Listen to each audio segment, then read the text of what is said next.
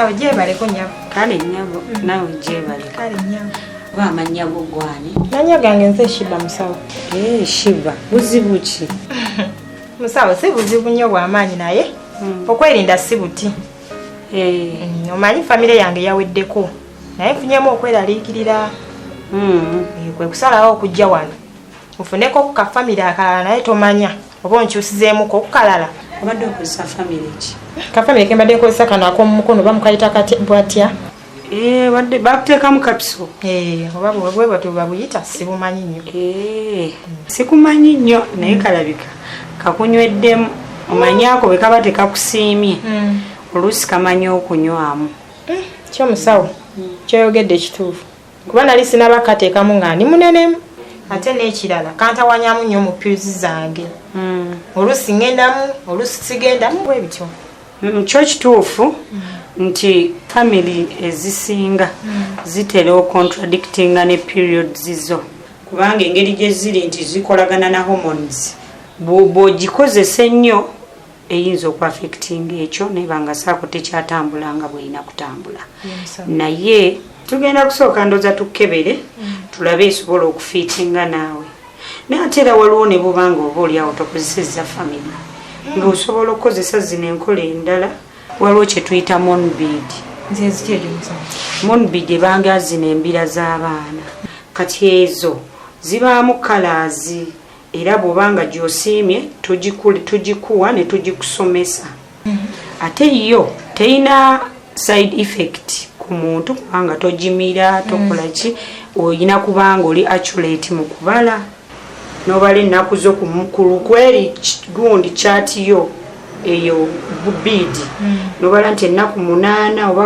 10 mu period zimalamu ennaku 3 n'oyongerako endala nga 10 musawo kyo kituufu yandibadde nnungi naye nganze omuntu sigisobola musawo nganze enzunga nga situula waka n'ebitankwatako nzunga mba naakatuuka waka wuyo nvuddeyo ŋŋenze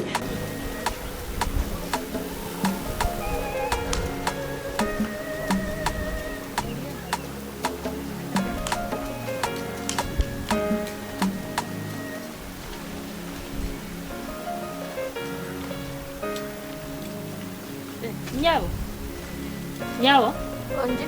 Jebale ko nyawo. Kale nawe jebale. Kale. Nga webase wano. Ampumudemu. Tebakubbe? Sirina kyendina. Banantwala ko kitiwali. Nesi muto girina? Sirina kyendina ne sawo sirina. Kakati nyawo kyembadde mbuuza. Olinako omanyi wano ebakola enjala. Kuba mbadde emmotoka yange njirese wali bajooza. Nembeera bowadi ne ngamba wange kanjira nkola ku njala. Olinawo omanyi? Oyina ne motoka? Nine motoka. Ana. Nawo omukazi obeera ne motoka. Kyokka banaye njirina munnaye. Naye munange ebyakatonda byewunyisa ogenda nyebase wano. Naye nga ndaba ekirooto kindeetera omukazi omulungi. Nga ndaba ekirooto kindeetera omukazi webbina ngu yoyo yagenda okutaasa. Kumbi yegwe. Nno katonda alaba gakundeetera ogenda kuntaasa. Naye munange nze abibenjala sibamanyi wano ku kaaro sirina weemanyiko.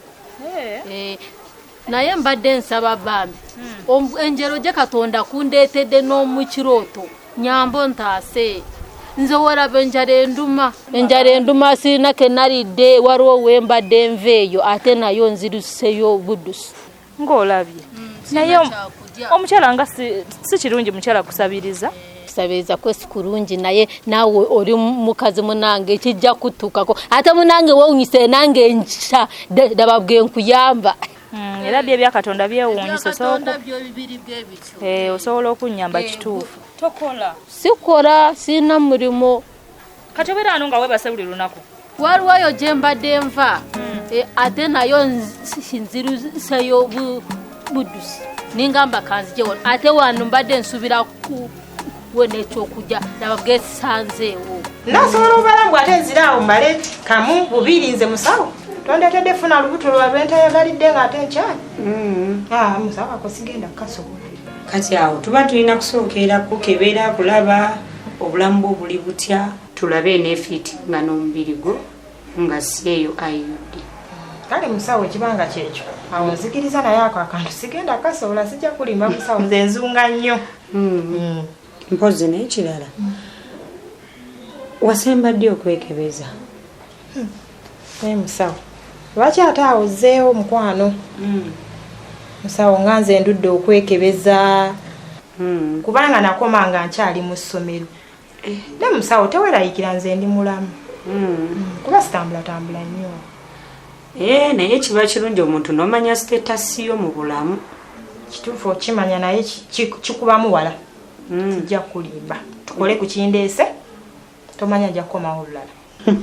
Ebyo mbimanyi ku bawala abato batini abakyanguyirwa nga tukibagambye naye omuntu yenna ku nsi yeetaaga okuba nga atambula yeekakasa kikyali. Nti oli mulwadde n'otandika omira eddagala oleme kubeeraawo nga tolina kyokola ki kyomanyi. Ate nno mwana atu wano ffe siriimu tumukeberera bwereere. Tetusasuza siriimu. Musawo nyinyonyodde ekituufu ekitegeeza byonna bankoleko lungu. Bakoleko genda mu room 15 wali agenda okukolako. Si ggwe nebiri abiri ojja kudda naye for that issue genda mu room 15. Musawo kale egaliza bisima byokka otegeere kikyoli. Kale musawo bye. Kale angende.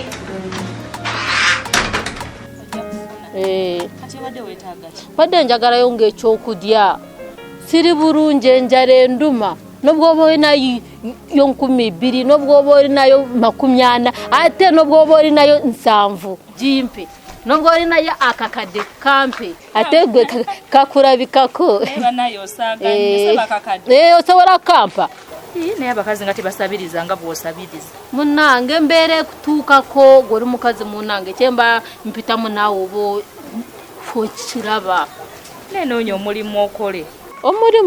Omulimu kati mbadde nkyanoonya naye sinagufuna. Osobola kukola ki? Okola okusoma kwesasoma kubanga bweba nasoma nnyo nakoma ngompi 3.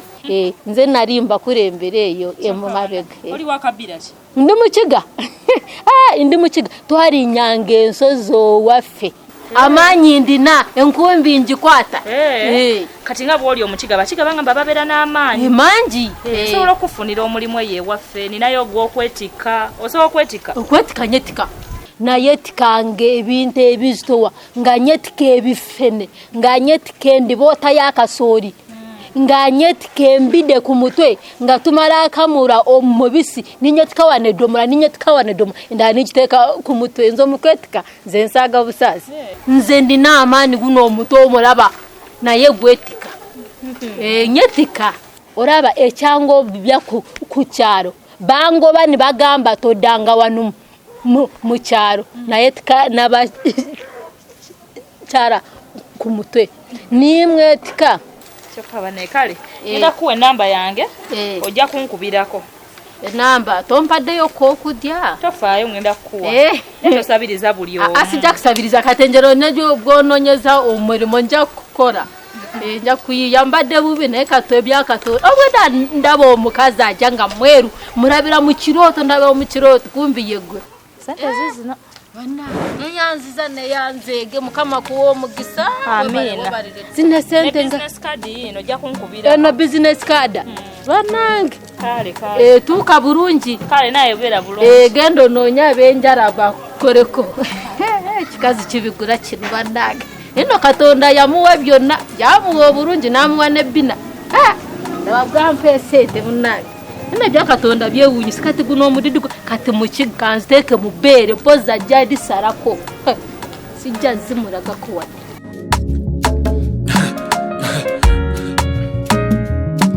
Akasatiro basatira